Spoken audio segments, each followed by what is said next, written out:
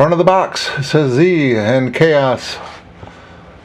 Side of the box, we got a QR code made in China by Sigelei. Looks like a scratch and sniffed, 18 to 21.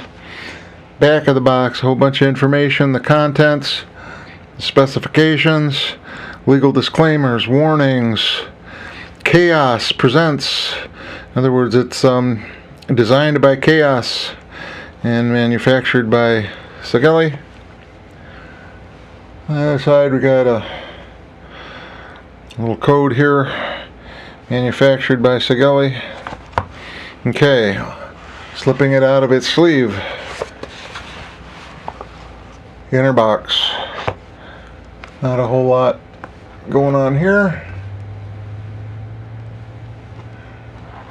Kind of reiterating what was on the front of the box, or on the sleeve to some degree.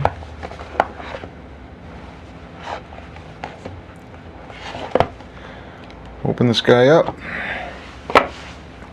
On the inside,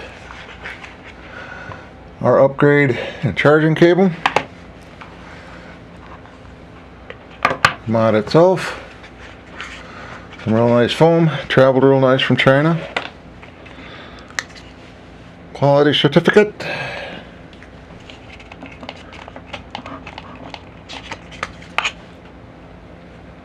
Warranty centers.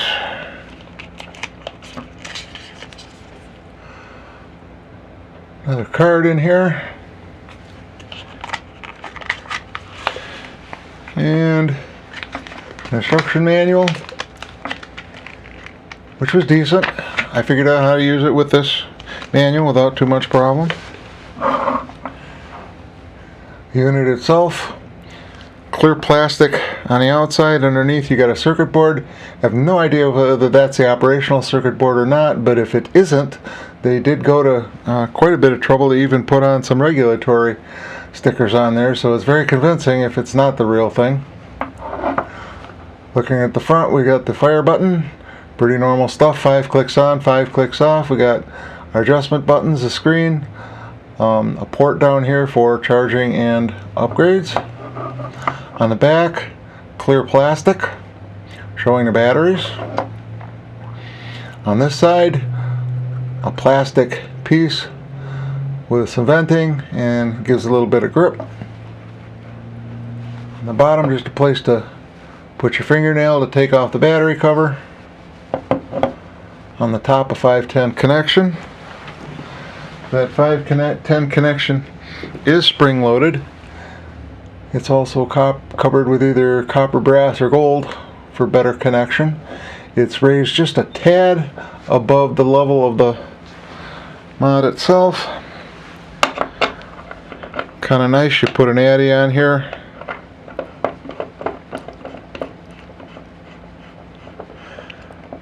This is a 25 millimeter. You can barely see where it's just raised a little bit, but it doesn't scratch the surface on the top.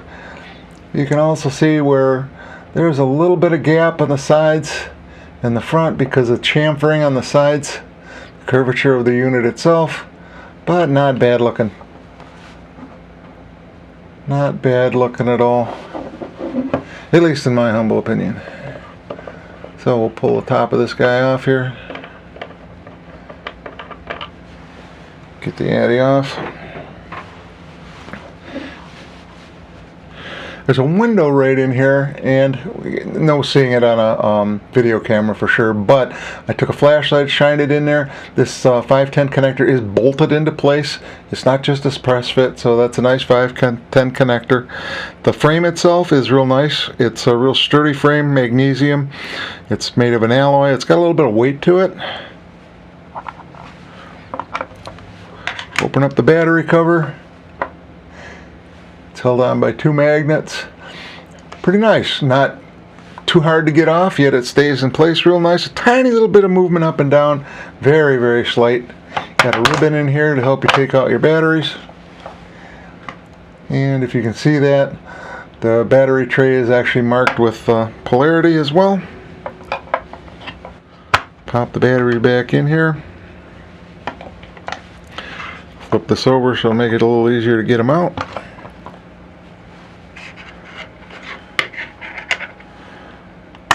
drop this back into place. Obviously the plastic, it's a fingerprint magnet. You can definitely see fingerprints all over it, especially since we're playing around with e-juice. We all know about that for sure. At its widest point, we've got 50.4 millimeters.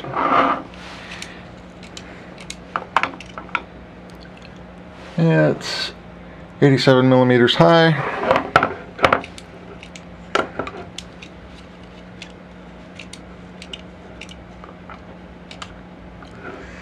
And it's 26.7 deep.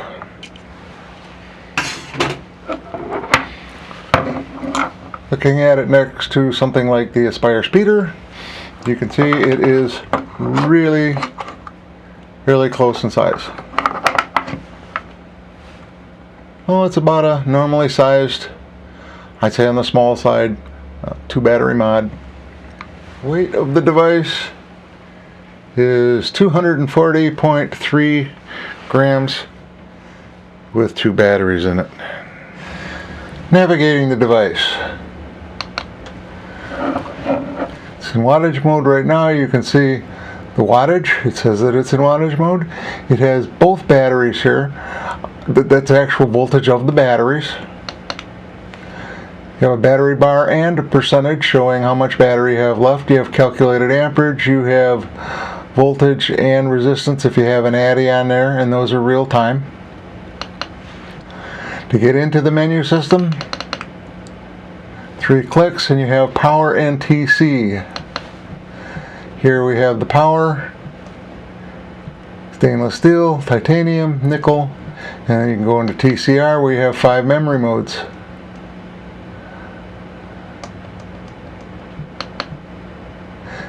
Once you're there, you can set the TCR, decide whether you want Fahrenheit or centigrade, and you go directly into that memory number 1 manual TC.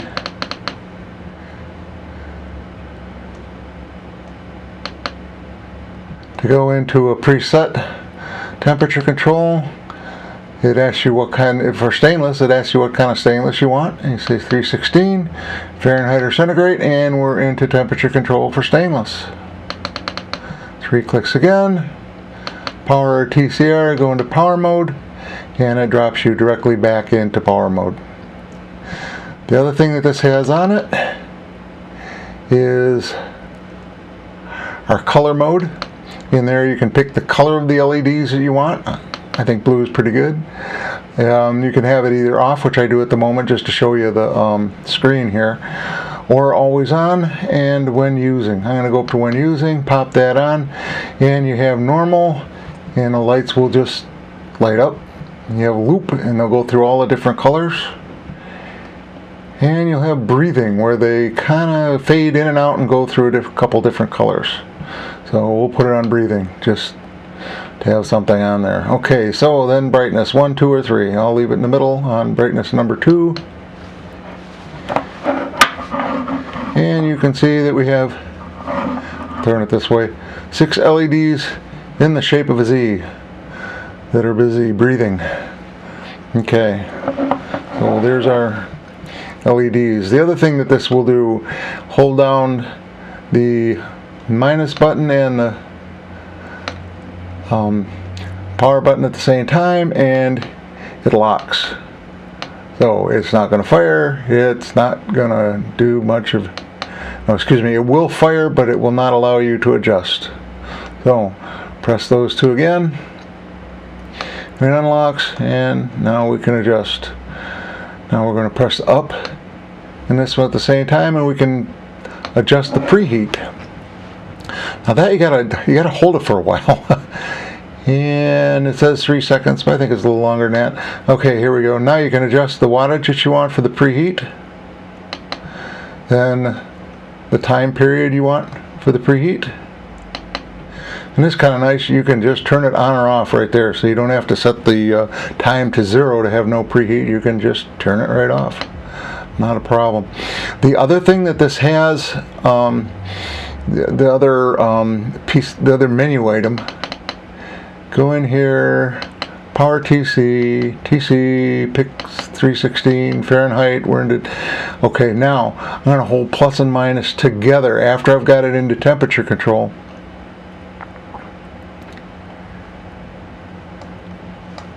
Hello. Okay, there we go.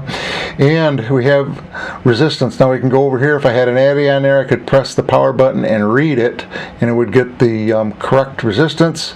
And then I could go back in and go back here and click it on lock, and it would lock into that resistance to give you a good to give you a good resistance for temperature control. You go back in and it'll say that it's locked, and you can unlock it. So that is about it for the navigation. Looking at the specifications from the manufacturer, we have a number of different physical specifications until we get part way down here. Then we start into performance specifications, and we look at the different modes.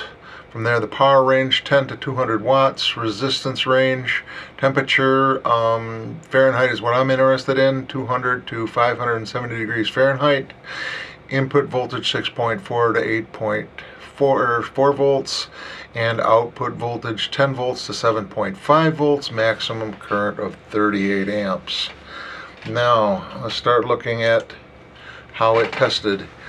Here we're testing with the mod set at 200 watts with a 0.17 ohm build, and we see that it is a little bit overrated. It achieved 187 watts and quite a ramp up time here, 110 milliseconds. Kind of slow there. It almost says that the thing's struggling a little bit to get to that 187 watts. The next test was with the mod set again at 200 watts with 0.61 ohms. Here it achieved 75.8 watts, and the ramp time was much more respectable, sitting at 34 milliseconds. As you can see, when it does achieve its maximum wattage, it is a nice flat DC signal.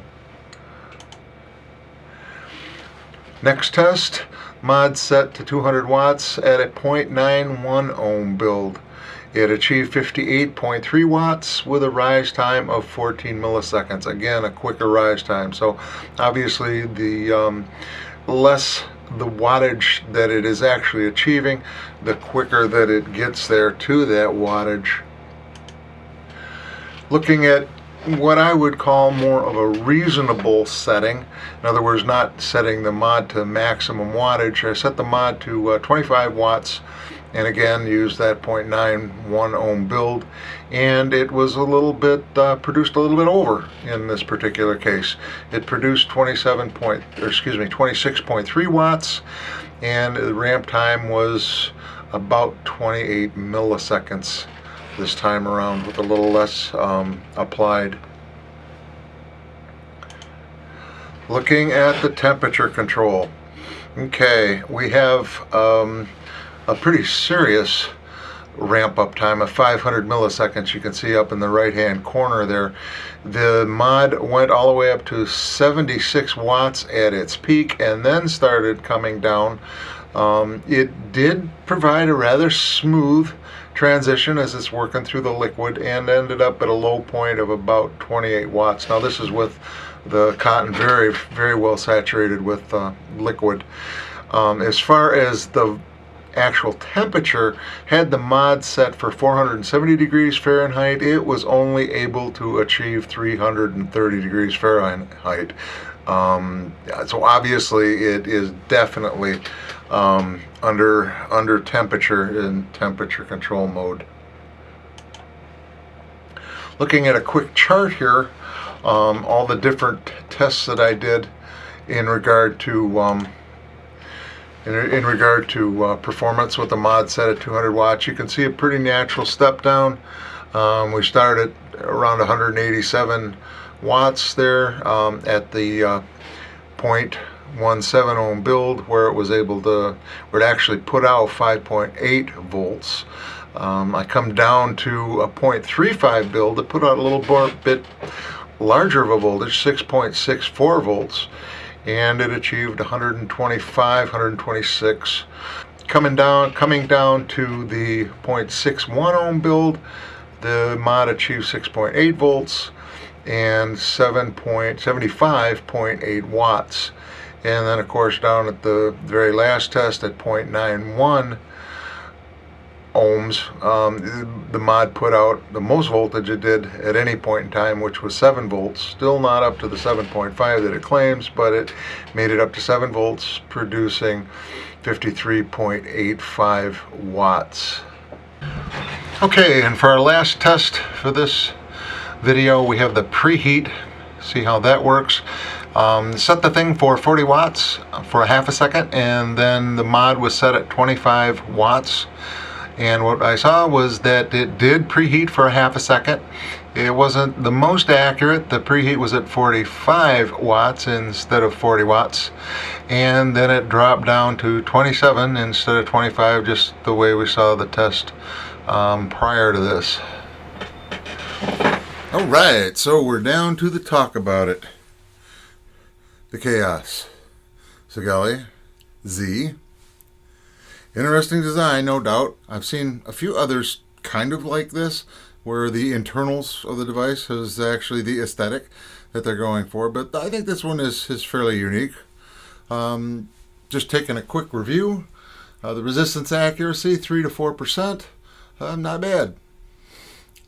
Set at a reasonable power setting for the build, within 5%, again, not bad. Temperature control, the accuracy of the actual temperature, not so hot. It's pretty cool for the set temperature.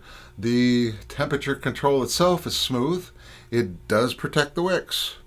And as far as the power rating, it's pretty close to rated output. Doesn't quite hit the 200 watts, but comes pretty doggone close. It does have a real solid construction, that outside case. Real nice construction there. The preheat function works just fine. It's a real simple menu. It has a very reasonable price point. On that note, the price point, HealthCabin, and thank you very much, HealthCabin, for sending me this. Really enjoyed doing the review.